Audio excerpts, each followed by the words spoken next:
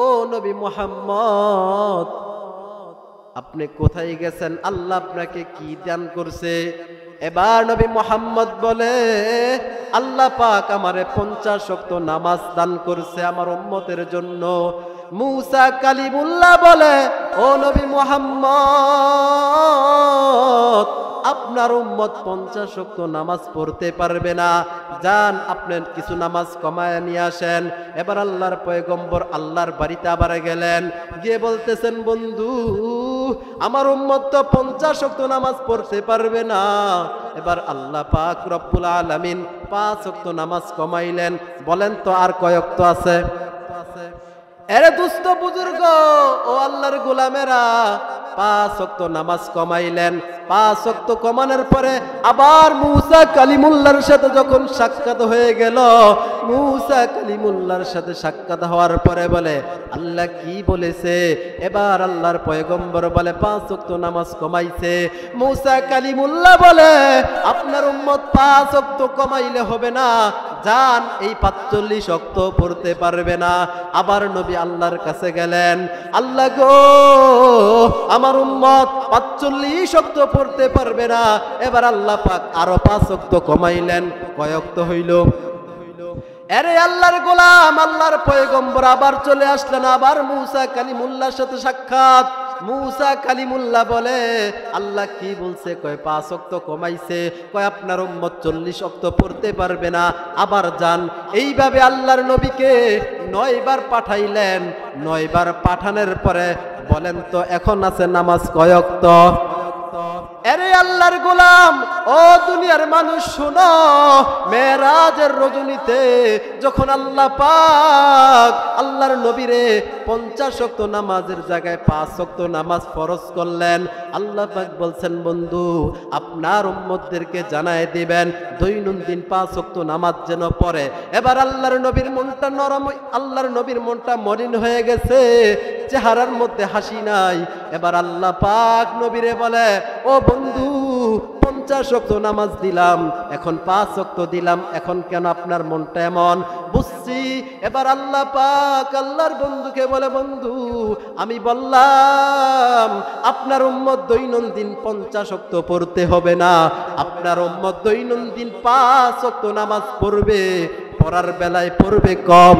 আমি আল্লাহ আপনার যে উম্মত 5 ওয়াক্ত নামাজ পড়বে, আমি আল্লাহ তাকে দৈনন্দিন 50 ওয়াক্তর সওয়াব দান করব। এবার নবী হাসি খুশি এবার আল্লাহর থেকে বিদায় নিয়া মুসা কালিমুল্লাহর সাথে সাক্ষাৎ হয়ে গেল। এবার মুসা কালিমুল্লাহ নবীর ডাক দিয়া কয়, বন্ধু আপনার উম্মত দৈনন্দিন 5 ওয়াক্ত পড়তে পারবে না। এবার আল্লাহর পয়গম্বর বলে, মুসা কালিমুল্লাহ আমি আর আল্লাহর কাছে যাইতে চাই না, আমি লজ্জিত, 9 বার গেলাম, আমি আর যাব না।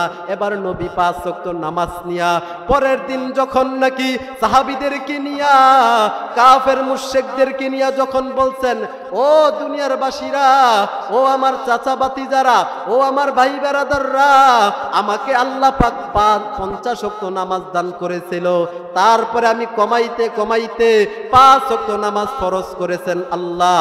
তোমরা যদি এগুলো মানো, আল্লাহ পাক ইহকাল পরকালে জান্নাত দিয়ে দিবে।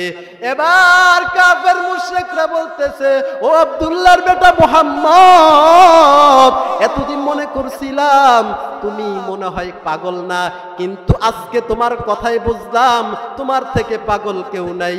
কারণ এক রাত্রে বেলা তুমি কেমনে বাইতুল মাকদাস সফর করো, এক রাতের বেলা তুমি কিভাবে জান্নাত জাহান্নাম দেখছো, তোমার থেকে মিথ্যুক কেউ নাই। এবার আল্লাহর পয়গম্বরের কথা কেউ মানে না, সবচাইতে বেশি আল্লাহর পয়গম্বরের কথা যিনি মানছেন তিনি হলেন হযরত আবু বকর। এবার লোকের আবু বকরের কাছে গেলেন, আবু বকরকে ডাক দিয়ে বলেন, আবু বকর, ও আবু বকর, আপনি না সবচেয়ে বেশি আব্দুল্লাহর বেটা মুহাম্মদকে পছন্দ করেন, জানেননি সে কি করছে? কয় কি করছে? কয় আব্দুল্লাহর বেটা মুহাম্মদ বলে এক রাত্রে নাকি সে আল্লাহর কাছে গেছে, আল্লাহ নাকি তাকে 50 ওয়াক্ত নামাজ থেকে 5 ওয়াক্ত নামাজ উম্মতের জন্য ফরজ করছে। এক রাতেই নাকি জান্নাত জাহান্নাম দেখছে, এক রাতেই নাকি সব কিছু ভ্রমণ করছে। আব্দুল্লাহর বেটা মুহাম্মদের কথা আমরা মানি না, আমরা বলছিলাম না তিনি ভালো না। এ আবু বকর, এই যে সে এমন কথা বলছে আমরা মানতে পারি না। এবার আবু বকর ডাক দিয়া কয়, ও বেঈমানেরা, এই কথাগুলো সত্যি আল্লাহর রাসূল বলছে কিনা? এবার বেঈমানেরা বলে অবশ্যই বলেছে। আবু বকর ডাক দিয়া বলে, ও মক্কাবাসীরা শুনো, এই কথাটা যদি আল্লাহর পয়গম্বর বলে, আমি আবু বকর বলে দিলাম আল্লাহর রাসূলের কথা বিন্দু মাত্র মিথ্যা না।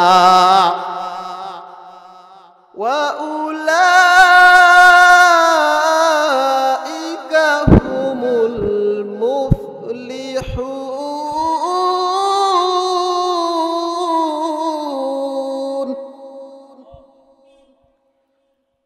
قال النبي صلى الله عليه وسلم أول ما يحاسب به العبد يوم القيامة الصلاة أو كما قال النبي صلى الله عليه وسلم الدنيا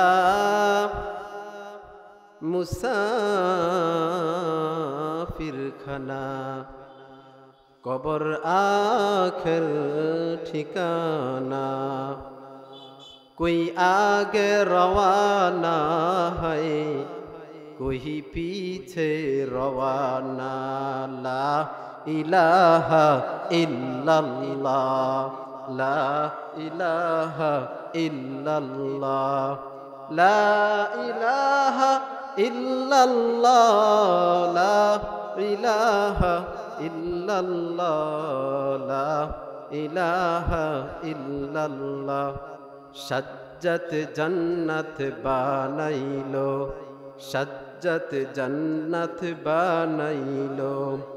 একটি কদম দেবার আগে, একটি কদম দেবার আগে আল্লাহ আজরাইলকে পাঠাইলো।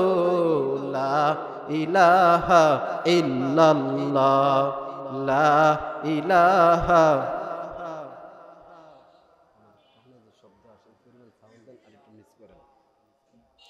লা ইলাহা ইল্লাল্লাহ, লা ইলাহা ইল্লাল্লাহ, লা ইলাহা ইল্লাল্লাহ। ভাইজান বহু দূরে মাদিনা, কেমনে যাবো জানি না। দয়া কর দয়ার আল্লাহ, দয়া কর দয়ার আল্লাহ, পুরাও মনের বাসনা। লা ইলাহা ইল্লাল্লাহ, লা ইলাহা ইল্লাল্লাহ, লা ইলাহা ইল্লাল্লাহ, লা ইলাহা ইল্লাল্লাহ, লা ইলাহা ইল্লাল্লাহ, লা ইলাহা ইল্লাল্লাহু মুহাম্মাদুর রাসূলুল্লাহ সাল্লাল্লাহু আলাইহি ওয়াসাল্লাম। মধ্যখলপাড়া গণকবর শহীদ মিনার জামে মসজিদের উন্নয়ন কল্পে যুব সমাজের উদ্যোগে কবরবাসীদের রুহের মাগফিরাত কামনায় তৃতীয় বার্ষিকী ইসলামী মহাসম্মিলনের দ্বিতীয় দিনের প্রথম অধিবেশনে উপস্থিত আমার মাথার সেরেতাজ হজরত ওলামায়ে কেরাম ও সামনে আমার উপবিষ্ট আল্লাহ প্রেমিক জাকিরিন শাকিরিন মুহিব্বিন পর্দার আড়ালের আমার সম্মানিত মায়েরা বোনেরা, আল্লাহ পাক আমাদেরকে সমস্ত মশগুলাত থেকে ফারেক করে জান্নাতের বাগানে আসার বসার তৌফিক দিয়েছেন। এজন্য সকলে বলি আলহামদুলিল্লাহ। এই জান্নাতের বাগান পেয়ে আমরা খুশি না নারাজ? এই জান্নাতের বাগান আগামীকালকে আর থাকবে না। অতএব নাম হয়েছে যুব সমাজের উদ্যোগে। অনেক জায়গায় অনেক নাম হয়, কিন্তু যুব সমাজ এবং কবরবাসীদের রুহের মাগফিরাত কামনায় খুবই আনন্দিত হলাম যে আপনারা আপনাদের বাবা মায়ের কথাকে স্মরণ রাখছেন। আপনারাও একদিন যখন মারা যাবেন, আপনাদের ছেলে সন্তানও আপনাদের জন্য দোয়ার ইন্তজাম করে আপনাদের জন্য দোয়া করবেন। আপনারা যেইভাবে আপনাদের ছেলে মেয়েদের জন্য দোয়া করতেছেন, যারা অন্ধকার কবরে চলে গেছে মুরব্বী আত্মীয় স্বজন তাদের জন্য দোয়া করতেছেন, তদ্রূপ আপনাদের জন্য একদিন এই দোয়া আপনাদের ছেলে সন্তান করবে, ঠিক কিনা? এজন্য এই জান্নাতের বাগান আগামীকালকে আর থাকবে না। যুবক ভাইদের বলতেছি, এখনো যারা বৃদ্ধ বাবাজিরা এদিক সেদিক যারা ঘোরাফেরা করে সময় অযথা নষ্ট করতেছে, সকলের প্রতি উদারত আহ্বান, আসুন জান্নাতের বাগানে। হতে পারে তাফসীরুল কোরআন মাহফিলের বয়ানের উসিলায় আল্লাহ পাক আমাদের নাজাতের ফয়সালা করতে পারে কি পারে না? আলহামদুলিল্লাহ, আমাকে যে বিষয়টা দেওয়া হয়েছে, আলোচ্য বিষয় নামাজের গুরুত্ব ও ফজিলত, যদি আল্লাহ কবুল করে নামাজের গুরুত্ব এবং ফজিলত সংক্ষিপ্ত সময়ে বলার চেষ্টা করব। ওমা তৌফিক ইল্লা বিল্লাহ। আল্লাহ পাক যেন প্রয়োজন মাফিক কিছু কথা বলার তৌফিক দান করে। আল্লাহ পাক রব্বুল আলামিন আমাদেরকে দুনিয়ার মধ্যে পাঠাইছেন একটা উদ্দেশ্য নিয়ে।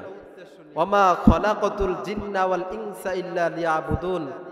আল্লাহ পাক বলেন, আমি কোন ইনসান এবং জিন এই দুই শ্রেণীকে আমি সৃষ্টি করেছি একমাত্র তারা যেন আমি রবের গোলামি করে। তাদেরকে আমি আল্লাহ গোলামির জন্য বানাইলাম। আল্লাহ যখন মানুষ বানাচ্ছেন তখন ফেরেশতাকে বলছেন, ও ফেরেশতা, আমার বান্দার হাতটা এভাবে বানাও, আমার বান্দার পাটা এভাবে বানাও, আমার বান্দার সিনাটা এভাবে বানাও। যখন কপাল এসেছে তখন আল্লাহ ফেরেশতাকে বললেন, ও ফেরেশতা, আমার বান্দার কপালটা তুমি বানাইবা না, আমি আমার বান্দার কপালটা নিজের হাত দ্বারা বানাবো। কারণ এই কপাল দ্বারা আমার গোলামেরা, এই কপাল দ্বারা আমার বান্দারা, এই কপাল দ্বারা আমার বান্দিরা আমার কদমে সেজদা দিবে, আমার কদমে সেজদায় লুটে পড়বে। এই জন্য কপালটা তুমি বানাইবা না, ও ফেরেশতা, আমার বান্দার কপালটা আমি নিজের হাতে বানাবো। সুবহানাল্লাহ। আল্লাহ কত মুহাব্বত করে কপাল বানাইছেন। ও যুবক, আজকে সেই কপালটা কোথায় পড়তেছে? কদমে সেজদা পড়ার তো মসজিদে আল্লাহর কদমে সেজদা পড়বে, কিন্তু দেখা যায়, এমন দেখা যায় আজকে আল্লাহ এত মুহাব্বত করে আমাদেরকে এত সুন্দর কপাল নিজের হাতে বানাইছেন। আজকে দেখা যায় বিভিন্ন এলাকায়, বিভিন্ন শহরের মধ্যে আল্লাহর দেওয়া কপালটা মাজারের মধ্যে, শিরিকের মধ্যে অন্য গায়রুল্লাহর নামে সেজদা দিয়ে আল্লাহর সাথে শিরিক করে চিরতরে জাহান্নামের ঘোষণা, জাহান্নামের ফয়সালা হয়ে যাইতেছে। এই জন্য আসুন আমাদের কপালটা যিনি দিয়েছেন সেজদা করব তার। কথা বলেন ঠিক কিনা?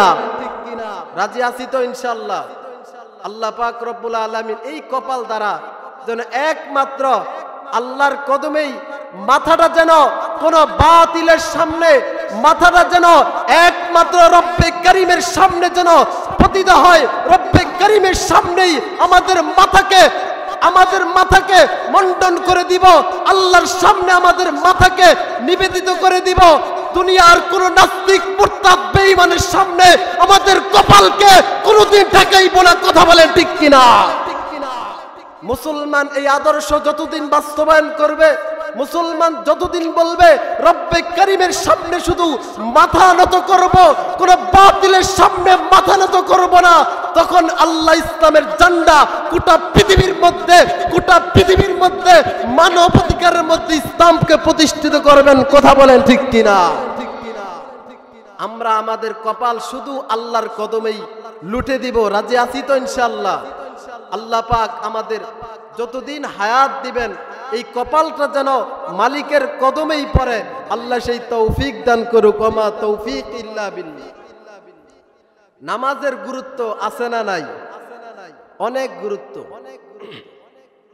এই নামাজটা আল্লাহ রাসূল বলেন আউয়ালু মা ইউহাসাবু বিহিল আবদু ইয়াউমাল কিয়ামাতিস সালাহ। কাল কিয়ামতের ময়দানে সর্বপ্রথম আল্লাহ পাক বান্দার নামাজের হিসাব নেবেন। এই নামাজের হিসাব যদি সঠিকভাবে দিতে পারে তো আল্লাহ পাক পরবর্তী হিসাব তার জন্য সহজ করে দিবেন। সুবহানাল্লাহ। নামাজের গুরুত্ব অনেক। নামাজটা কোথায় থেকে আসলো? নামাজ কিভাবে আসলো? এরে আল্লাহর গোলাম, ও পর্দার আড়ালের মায়েরা বোনেরা, কারা গো এত সুন্দর জান্নাতের ব্যবস্থা করেছে? তাদের মা বাবা কত ধন্য, যাদের ছেলে সন্তানরা কোরআনের ইন্তেজাম করেছেন, তাফসীরুল কোরআন মাহফিলের ইন্তেজাম করেছেন। ওরে আল্লাহর গোলাম, আগামীকালকে জান্নাতের বাগানটা থাকবে না। ও পর্দার আড়ালের মায়েরা বোনেরা, কে গো এখনো রাস্তার মধ্যে ঘুরে সময় নষ্ট করতেছ? আসো না, জান্নাতের বাগানে মার জন্য একটু দোয়া করবা, বাবার জন্য একটু দোয়া করবা। হতে পারে এই তাফসীরুল কোরআন মাহফিলের উসিলায় আল্লাহ দোয়া কবুল করে আমাদের বাবা মায়ের কবর আযাব মাফ করতে পারে কি পারে না? ওরে আল্লাহর গোলাম, সমুদ্রের মধ্যে যদি কেউ সমুদ্রের মধ্যে জাহাজ ডুবে যায়, সমুদ্রের মধ্যে নৌকা ডুবে যায়, আর মানুষগুলো শুধু বলে আমাদেরকে বাঁচাও, আমাদেরকে বাঁচাও, কিন্তু নৌকার মধ্যে শত শত মানুষ শুধু বাঁচাইবার জন্য, বাঁচবার জন্যই চেষ্টা করে, কিন্তু তাদের বাঁচাইবার মতন কেউ নাই। ঠিক তেমনি ভাবে আমাদের মায়েরা, আমাদের বাবারা কবরের মধ্যে এখন শুধু বলতেছে আমাদেরকে বাঁচাও, আমাদেরকে বাঁচাও। কেউ কি নাই রে? ও আমার সন্তানেরা, যাও না তাফসীরুল কোরআন মাহফিলে যাও, আলেম ওলামাদের নসিহত শুনো, আর আমি মার জন্য একটু দোয়া করো, আমি বাবার জন্য একটু দোয়া করো। হতে পারে তোমাদের দোয়ার উসিলায় আল্লাহ পাক আমাদের কবরের মধ্যে আলোকিত জ্বালাবে।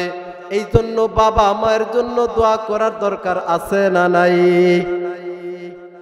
আরে আল্লাহর গোলাম, ও নবীর উম্মত, আজকে তুমি কেমনে মায়েরে ভুইলা গেলা? আজকে কেমনে বাবারে ভুইলা গেলা? তোমার মা তোমার জন্য কষ্ট করেছে, তোমার বাবা তোমার জন্য মাথার গাম পায়ে ফেলে পরিশ্রমের টাকা দিয়া উপার্জন করাইছে, তোমাকে প্রতিষ্ঠিত বানাইছে। আর আজকে সন্তান আরামে ঘুমায়, তার মা তার বাবা অন্ধকার কবর একটা দিনও স্মরণ করে না। ওরে সন্তান, এত নিমুখারাম কেমনে হইলি? আসো না জান্নাতের বাগানে, মায়ের জন্য দোয়া হবে, বাবার জন্য দোয়া হবে। হতে পারে আল্লাহ দোয়া কবুল করে বাবা মায়ের কবর জান্নাতের বাগান বানায় দিতে পারে। যেই আয়াত তেলাওয়াত করেছি, আল্লাহ পাক রব্বুল আলামিন বলেন আল্লাযীনা ইউমিনুনা বিল গায়বি ওয়া ইউকিমুনাস সালাহ ওয়া মিম্মা রাযাকনাহুম ইউনফিকুন।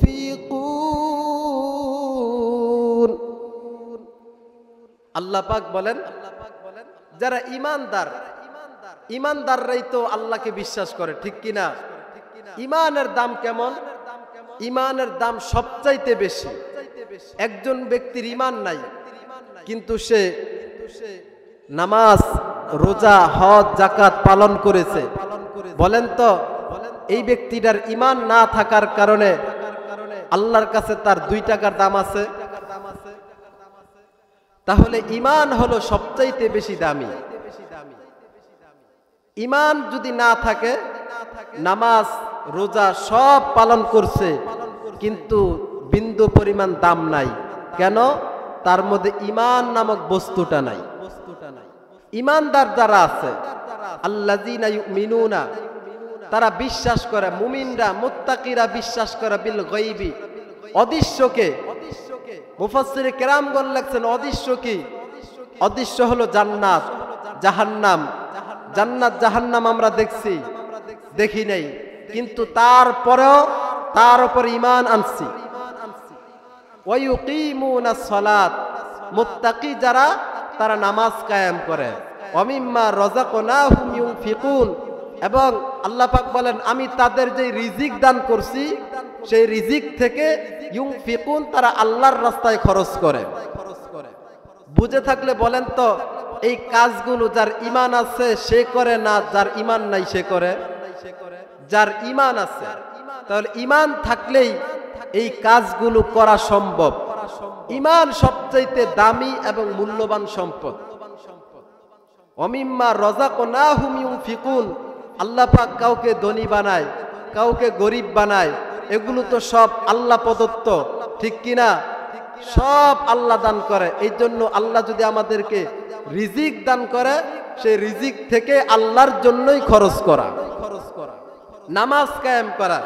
এখন বলবেন হুজুর নামাজ কোন জগতের হালুয়া, নামাজটা কোথায় থেকে আসলো? সংক্ষিপ্ত ইতিহাসটা বলে দেই।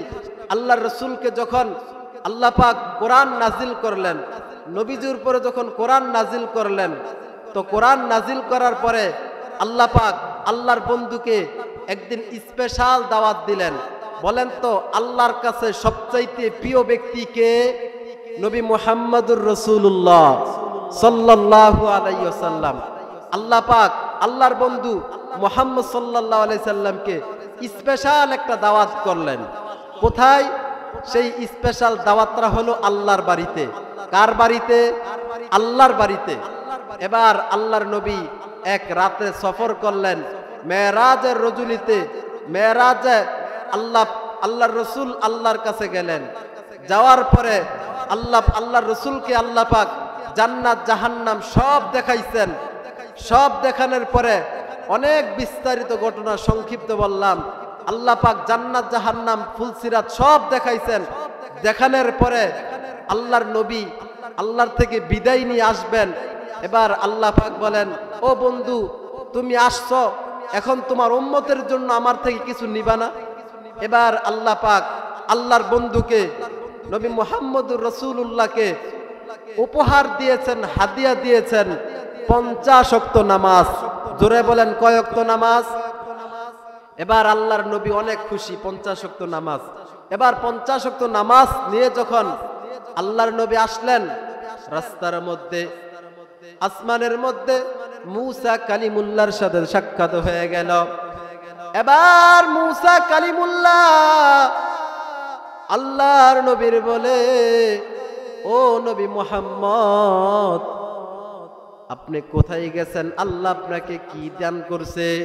এবার নবী মুহাম্মদ বলে, আল্লাহ পাক আমারে 50 ওয়াক্ত নামাজ দান করছে আমার উম্মতের জন্য। মূসা কালিমুল্লাহ বলে, ও নবী মুহাম্মদ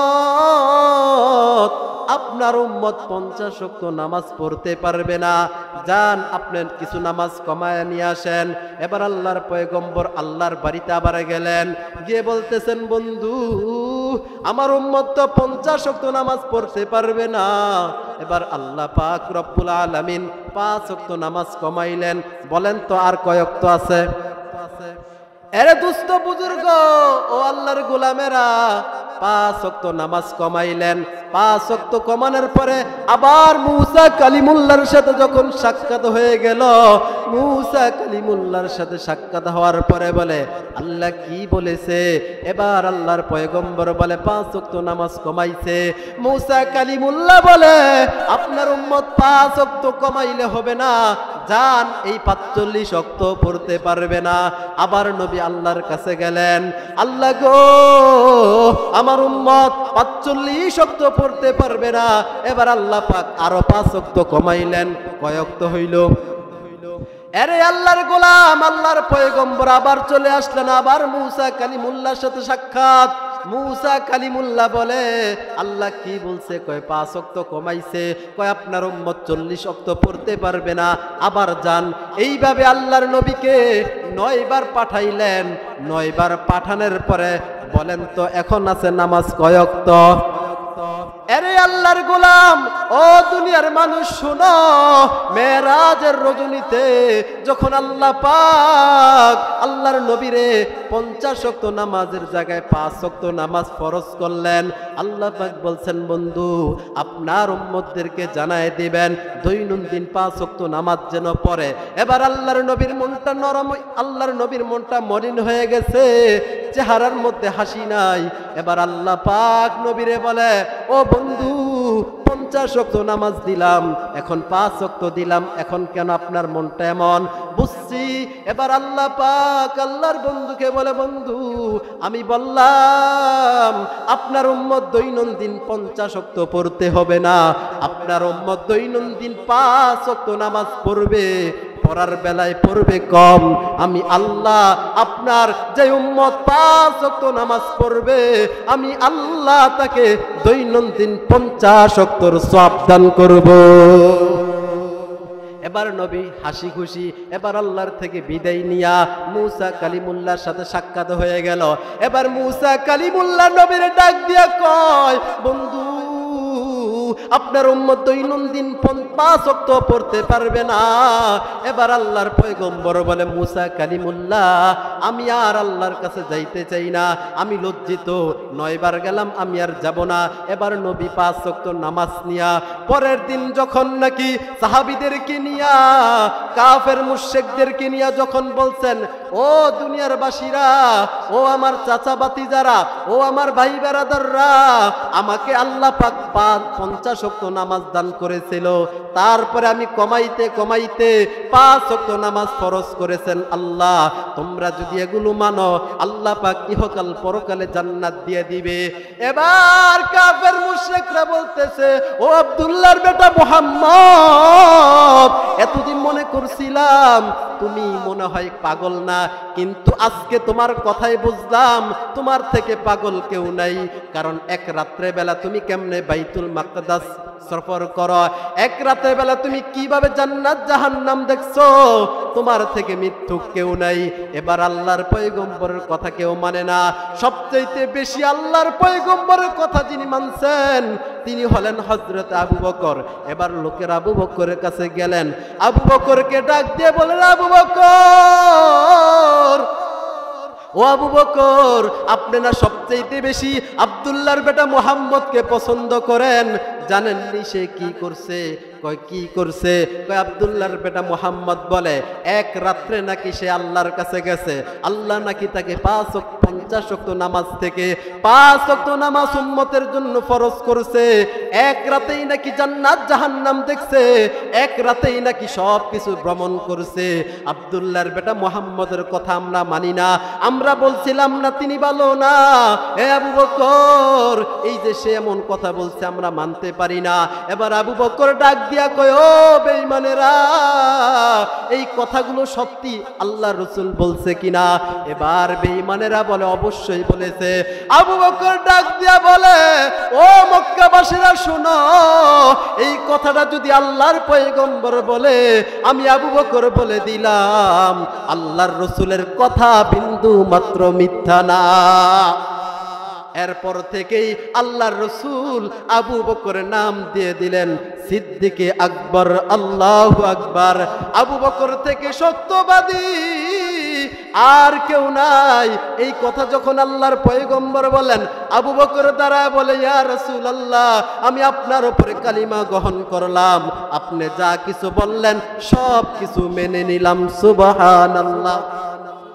আরে আল্লাহর গোলাম, আল্লাহর পয়গম্বর যখন এই কথাগুলো মানুষের সামনে যখন পেশ করলেন, ও আমার চাচা ভাতিজা ভাই বেরাদাররা তোমরা শোনো, আমি নবী মুহাম্মদকে যদি রাসূল হিসাবে মানতে পারো আল্লাহ পাক বলছেন ইহকালেও তোমরা নাজাত পাইবা, ইহকালে শান্তি পরকালে মুক্তি। উতবা সাইবা আবু জাহাল বেঈমানেরা বলতেছেন মুহাম্মদকে যেভাবেই হোক শেষ করতে হবে, মুহাম্মদকে কতল করতে হবে। বিস্তারিত ঘটনা সংক্ষিপ্ত করে দিলাম।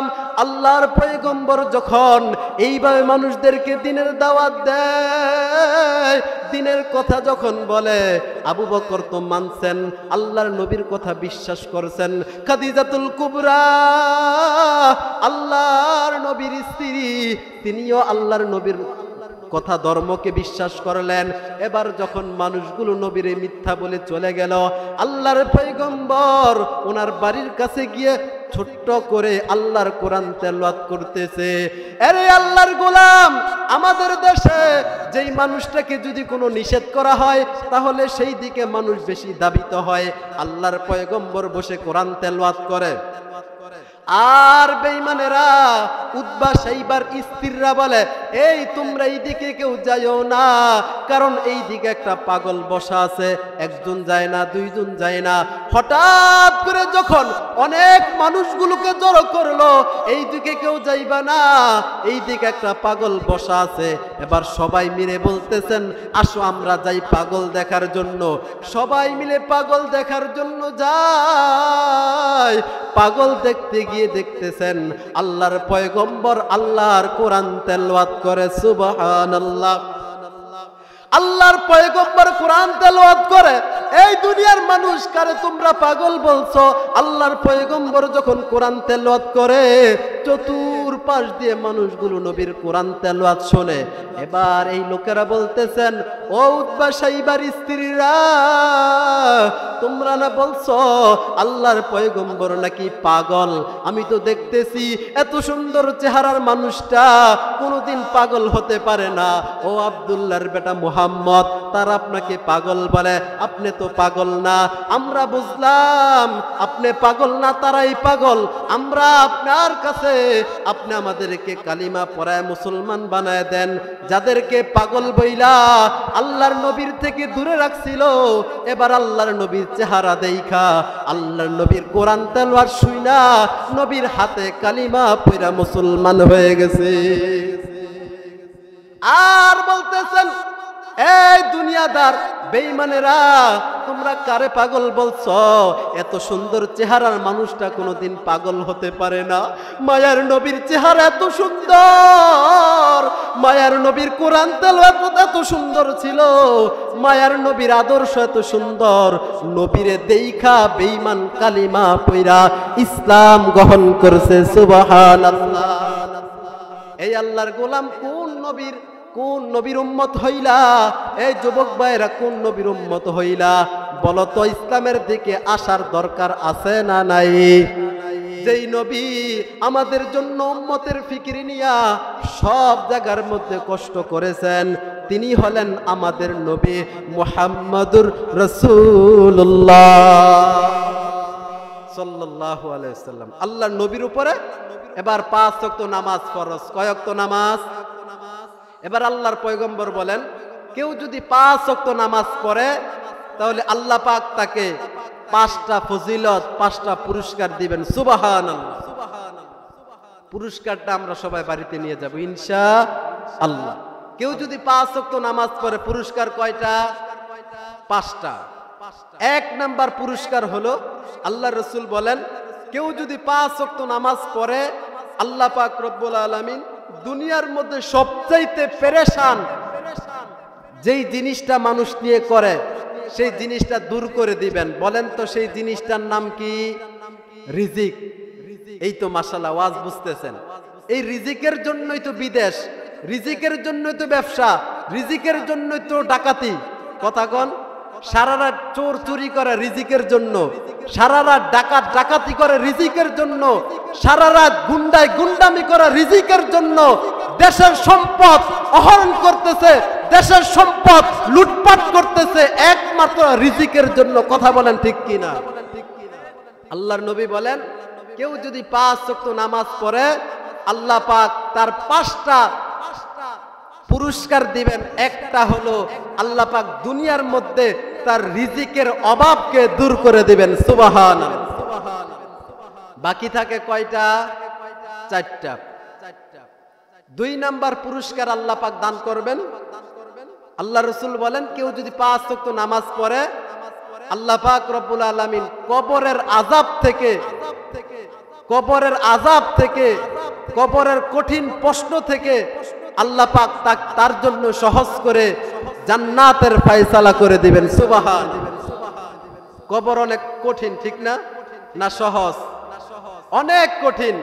আল্লাহ রাসূল বলেন 5 ওয়াক্ত নামাজ পড়লে কবরের সওয়াল জবাব আল্লাহ পাক সহজ করে দিবেন। আমাদের দ্বারা তো সম্ভব না সওয়াল জবাবের উত্তর দেওয়া। মান রব্বুকা, তোমার রবকে। আমরা যেই গুনাহ যেইভাবে জীবন যাপন করতেছি হিসাব দেওয়া আমাদের দ্বারা সম্ভব না। তবে আল্লাহ রাসূল বলেন কেউ যদি 5 ওয়াক্ত নামাজ পড়ে আল্লাহ পাক রব্বুল আলামিন তার কবরের আযাব, কবরের প্রশ্নের সওয়াল জবাবকে আল্লাহ পাক সহজ করে দিবেন। কাজ কি? 5 ওয়াক্ত নামাজ পড়া। কাজ কি? 5 ওয়াক্ত নামাজ পড়া।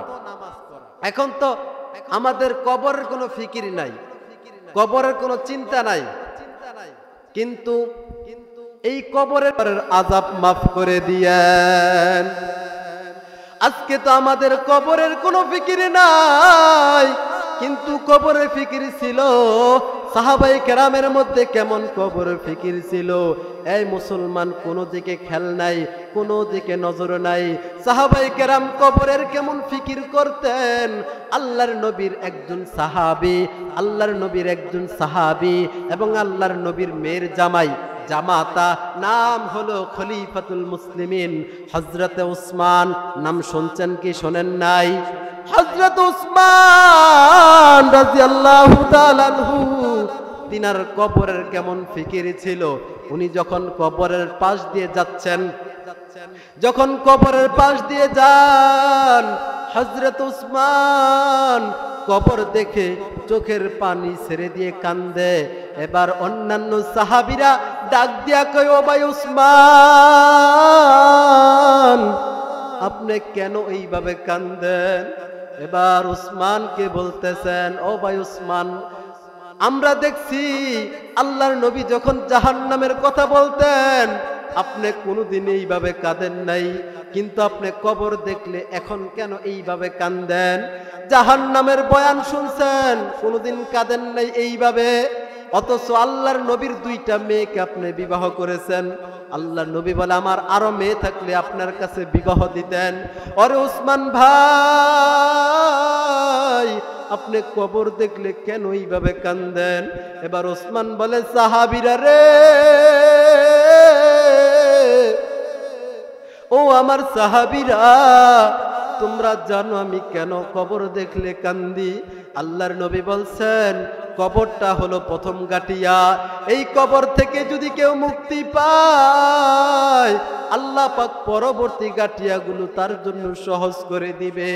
এই জন্য আমি উসমান কান্দি,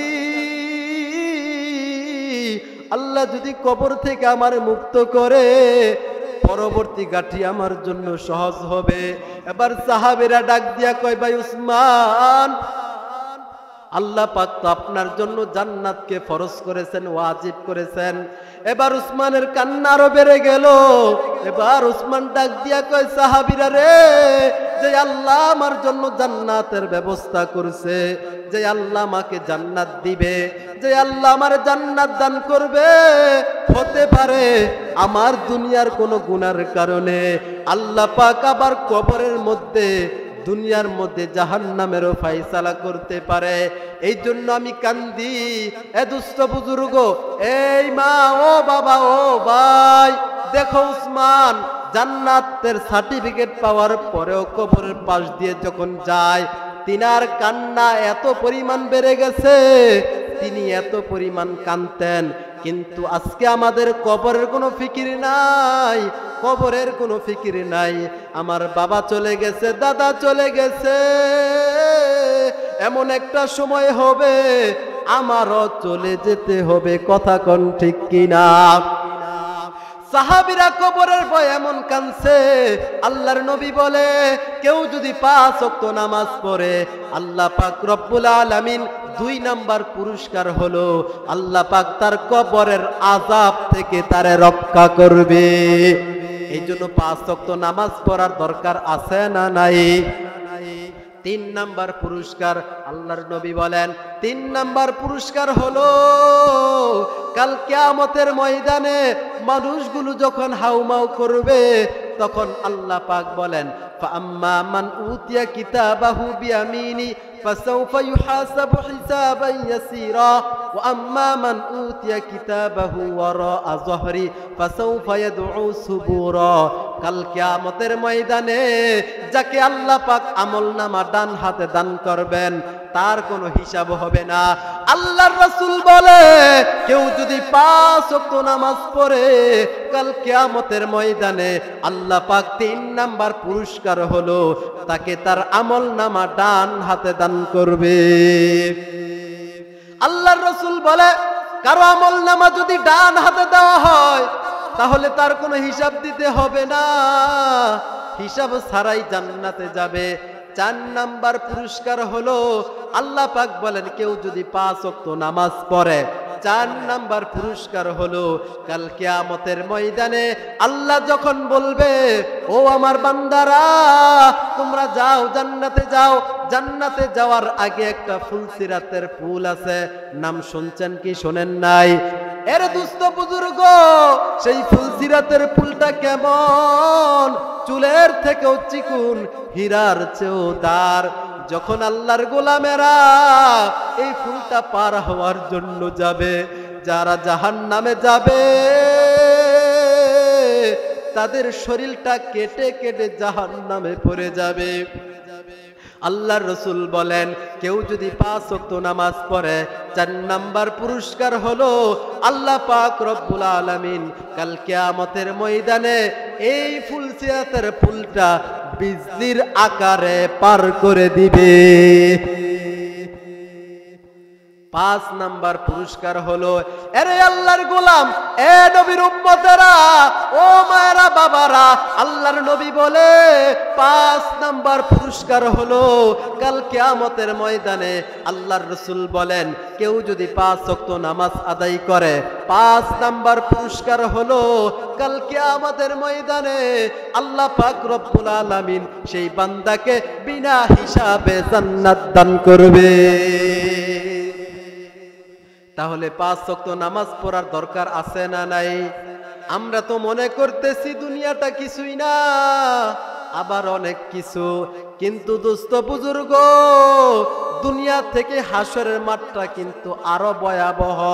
দুনিয়ার মধ্যে তো হাসি তামাশা, দুনিয়ার মধ্যে সুখ দুঃখ সব আছে, কিন্তু বাবা কাল কিয়ামতের ময়দানে যারা হাসরবাসী হবে, এই হাসরবাসীর মধ্যে যারা জাহান্নামে যাবে তাদের কিন্তু বাবা কোনো রক্ষা নাই। এই জন্য আল্লাহর নবী বলতেন, মরার আগে মইরা দেখো। মরার আগে কেমনে মরবো? তুমি মরার আগে কেমনে মরবা?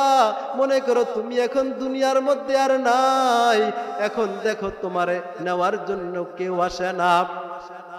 আরে আল্লাহর গোলাম, ও মায়েরা, এই মাহফিলটা আমাদের জীবনের জন্য শেষ মাহফিল হতে পারে। কিয়ামতের বর্ণনা, হাসরের মাঠের বর্ণনা কেমন হবে জানো? কাল কিয়ামতের ময়দানে আল্লাহ পাক রব্বুল আলামিন যখন হিসাব নেবেন, আউয়ালু মা ইউহাসাবু বিহিল আবদু ইয়াউমাল কিয়ামাতিস সালাহ। কাল কিয়ামতের ময়দানে সর্বপ্রথম আল্লাহ নামাজের হিসাব নিবে। কিসের হিসাব নিবে? নামাজের হিসাব নিবে।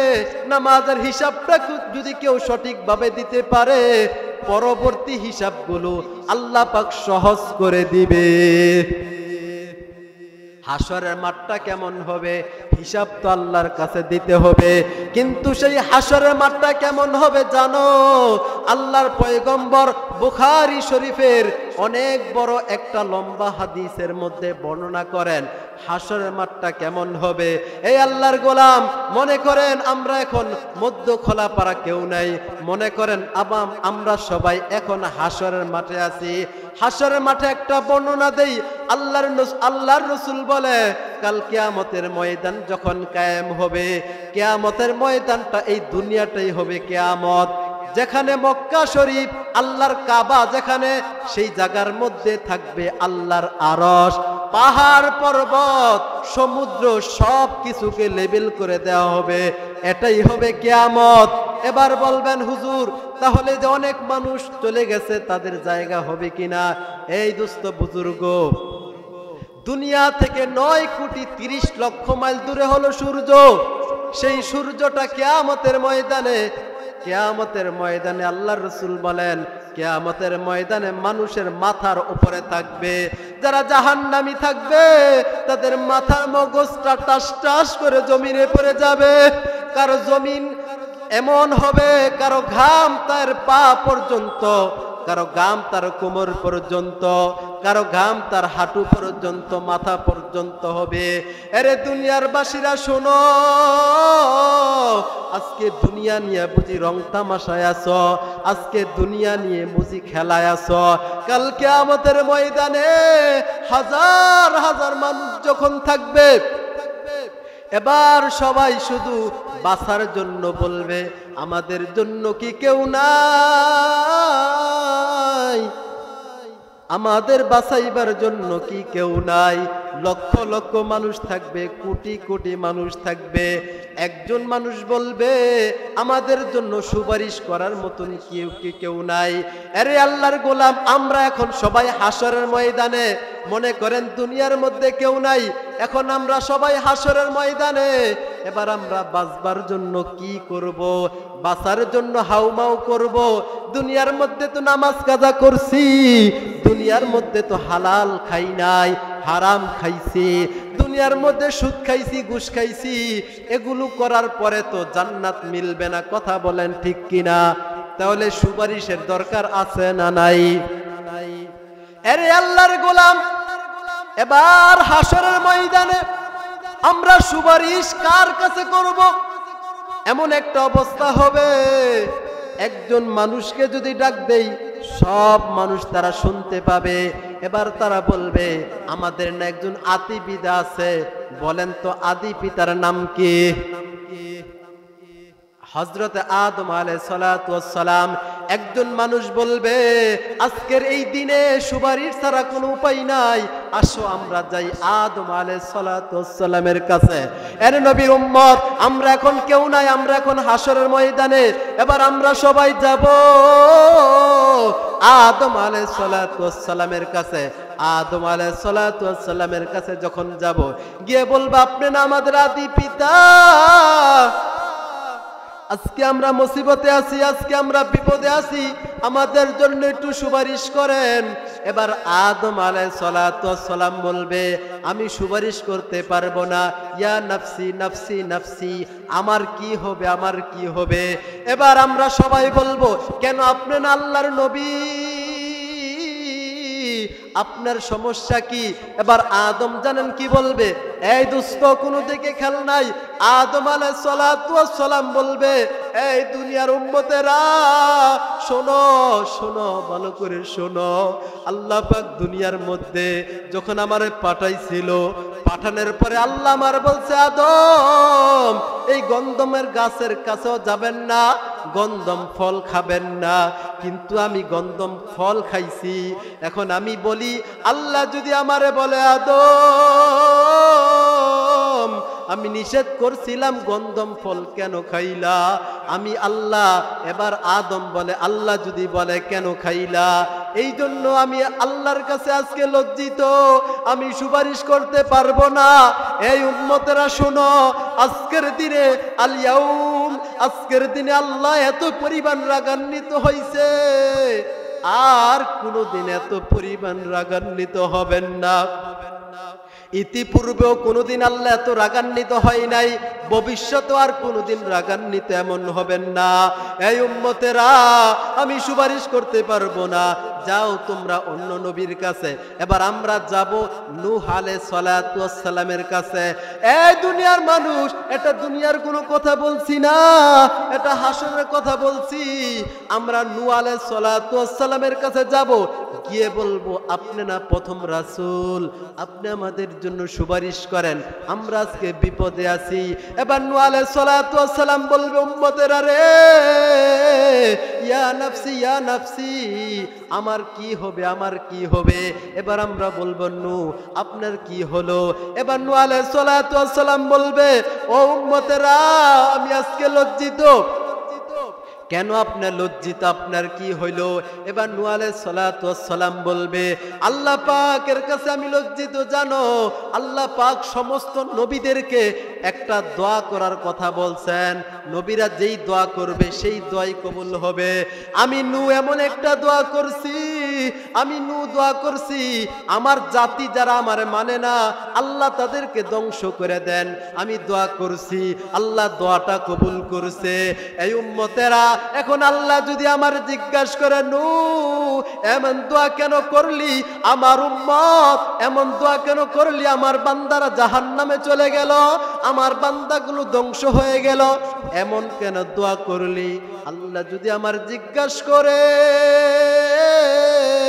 আমি কোনো জবাব দিতে পারবো না। এই জন্য তো আমার কি হবে আমার কি হবে পেরেশান। যাও তোমরা ইব্রাহিম আলাইহিস সালাতু ওয়াস সালামের কাছে, এটা আমি দুনিয়ার কোনো কথা বলছি না, হাসরের মাঠে আমরা যাব ইব্রাহিম আলাইহিস সালাতু ওয়াস সালামের কাছে। বলেন তো ইব্রাহিম আলাইহিস সালাতু ওয়াস সালাম আমাদের কিসের পিতা? জাতির পিতা নাকি অন্য কেউ? এই কথা বলেন, জাতির পিতা কে?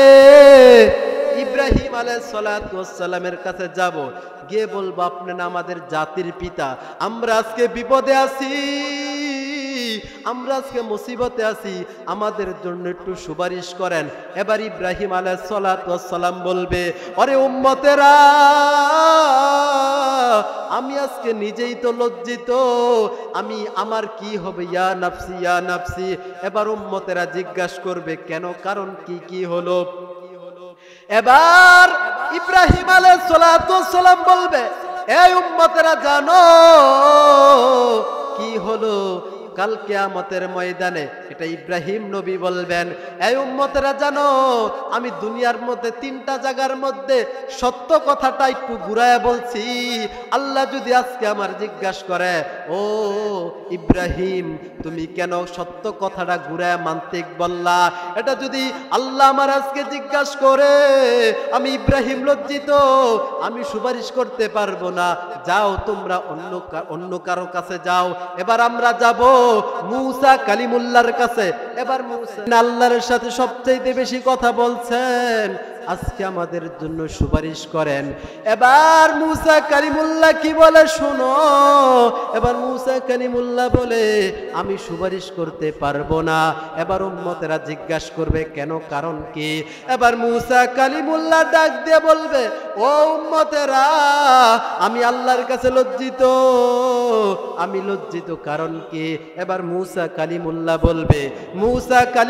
বলবে আল্লাহ পাক রব্বুল আলামিন যখন দুনিয়ার মধ্যে আমার পাঠাইছে তখন আমি এক লোককে থাপ্পড় মেরেছিলাম, কিপ্তি বংশের একটা লোককে থাপ্পড় যখন মারছি এই লোকটা মারা গেছে। এবার মূসা কালিমুল্লাহ বলবে আল্লাহ যদি আমার জিজ্ঞাসা করে মূসা রে আমার একটা বান্দারে কেমনে তুমি থাপ্পড় মারলা, সে মারা গেল, আমি জবাব দিতে পারবো না। যাও তোমরা ঈসা আলাইহিস সালাতু ওয়াস সালামের কাছে যাও। এবার আমরা সবাই যাব ঈসা আলাইহিস সালাতু ওয়াস সালামের কাছে। দুনিয়ার কোনো কথা বলছি না, হাসরের কথা বলছি। আমরা যাব ঈসা আলাইহিস সালাতু ওয়াস সালামের কাছে, গিয়ে বলবো আমাদের জন্য সুপারিশ করেন। ঈসা আলাইহিস সালাতু ওয়াস সালাম কিছু বলবে না। এবার ঈসা আলাইহিস সালাতু ওয়াস সালাম বলবে এই হাসরের মাঠে এই দিনে ইব্রাহিম কোনো সুপারিশ করতে পারবে না, আদম পারবে না, মূসা কালিমুল্লাহ পারবে না, নূহ আলাইহিস সালাতু ওয়াস সালাম পারবে না। তোমরা যাও নবী মুহাম্মদুর রাসূলুল্লাহর কাছে। আরে আল্লাহর গোলাম, এবার আমরা সবাই যাব নবী মুহাম্মদুর রাসূলুল্লাহর কাছে। নবী মুহাম্মদুর রাসূলুল্লাহর কাছে যখন যাব, গিয়ে বলবো ইয়া রাসূলুল্লাহ ইয়া হাবিবাল্লাহ আমরা আপনার উম্মত, আমাদের জন্য সুপারিশ করেন। এবার আল্লাহর নবী সুপারিশের জন্য আল্লাহর আরশের নিচে চলে যাবেন, আল্লাহর নবী সিজদায় পড়ে যাবেন। এবার আল্লাহর নবী মেরাজের রজনীতে 5 ওয়াক্ত নামাজ উম্মতের জন্য হাদিয়া নিয়ে আসছিলেন। দুনিয়ার মধ্যে নবী কষ্ট করেছেন, উম্মতের ফিকির করেছেন, কবরের মধ্যে ফিকির করেছেন। এবার দেখেন হাসরের ময়দানে আল্লাহর নবী কি করবেন আমাদের জন্য। অন্যান্য নবীরা বলছিল ইয়া নফসি আমার কি হবে, এবার আমার মায়ার নবী ডাক দিয়ে কইয়া উম্মতি আমার উম্মতের কি হবে। এবার আল্লাহর নবী সেজদায় পড়ে যাবে, সেজদায় পড়ে কাঁদবে আর বলবে আল্লাহ আমার উম্মতের কি হবে, আমার উম্মতের কি হবে। এবার আল্লাহ পাক বলেন ওয়ালা সাউফা ইউতিকা রাব্বুকা ফাতারদা, আমি আল্লাহ আপনাকে সন্তুষ্ট করব। এবার আল্লাহ জিব্রাইলকে পাঠায় দিলেন, ও জিব্রাইল যাও আমার বন্ধুর কাছে গিয়ে বলো আমার বন্ধু দুনিয়ার মধ্যে তায়েফের মধ্যে রক্ত ঝরাইছে, আমার বন্ধু হুদের ময়দানে দান মোবারক শহীদ হয়েছে, আমার বন্ধু মক্কার মধ্যে কষ্ট করছে, আমার বন্ধু মদিনায় কষ্ট করছে, এই হাসর মাঠে আমার বন্ধুকে আমি আর কাঁদাইব না। ও জিব্রাইল তুমি যাও আমার বন্ধুকে গিয়ে বলো আজকের দিনে আমার বন্ধু যাকে বলবে সে আমার উম্মত, আমি আল্লাহ কথা দিলাম আমার বন্ধু যাকে উম্মত বলে স্বীকার করবে আমি আল্লাহ বান্দা বলে স্বীকার কইরা উদুখুলিল জান্নাহ, জান্নাতের মালিক বানায়া দিব। কেমন নবী পাইছিলা রে যুবক, কেমন নবী পাইছিলা।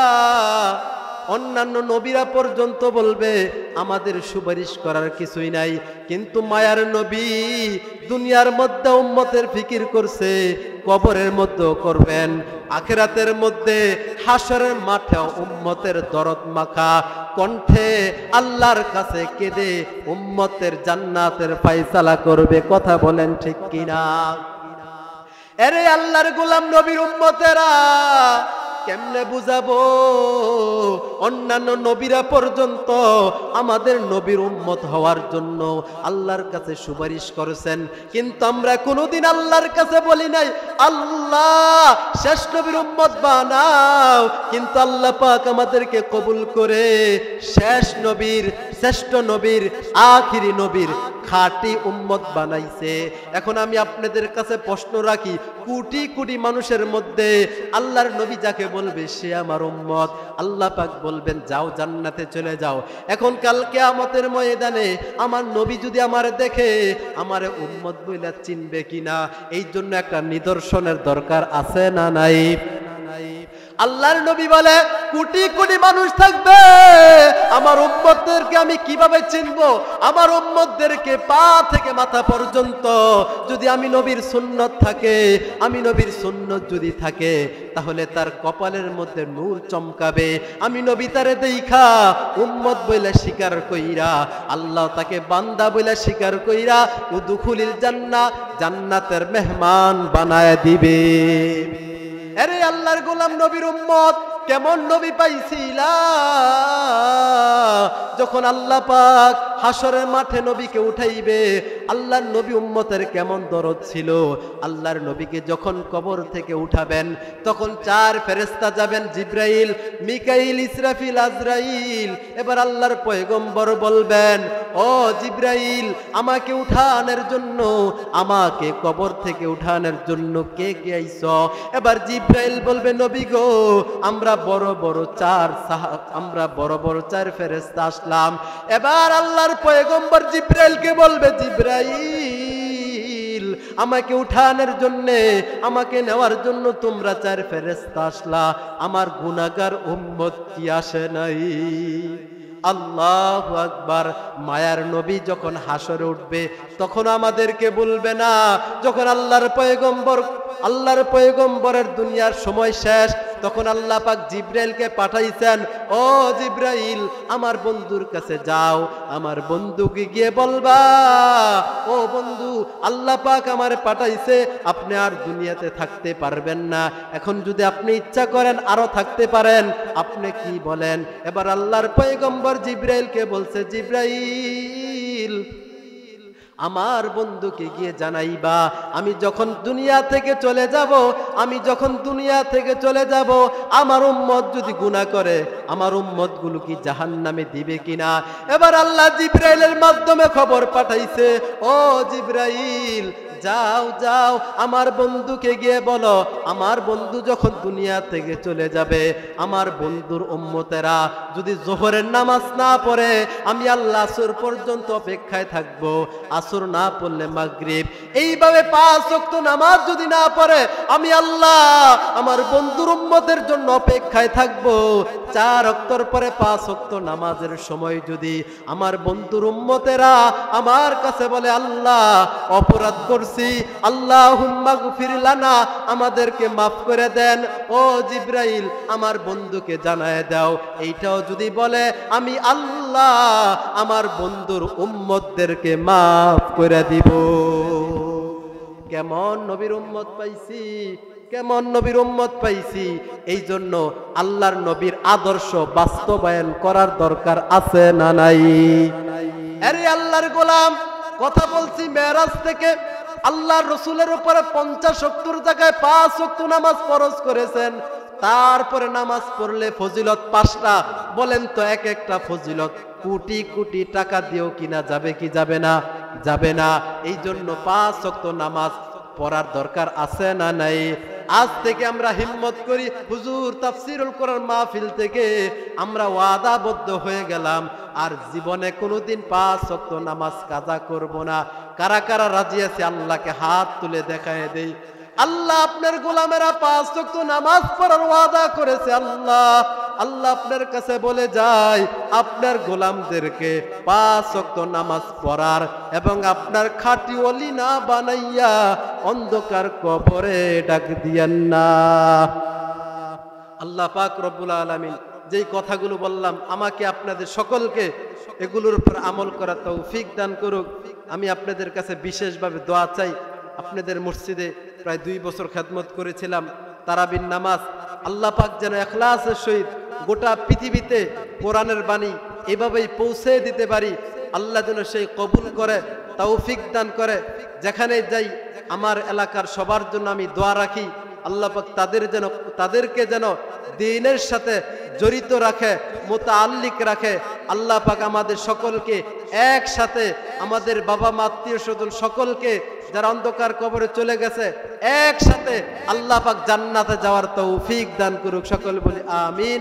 ওয়া আখিরু দাওয়ানা আনিল হামদুলিল্লাহি রাব্বিল আলামিন। আসসালামু আলাইকুম ওয়া রাহমাতুল্লাহ।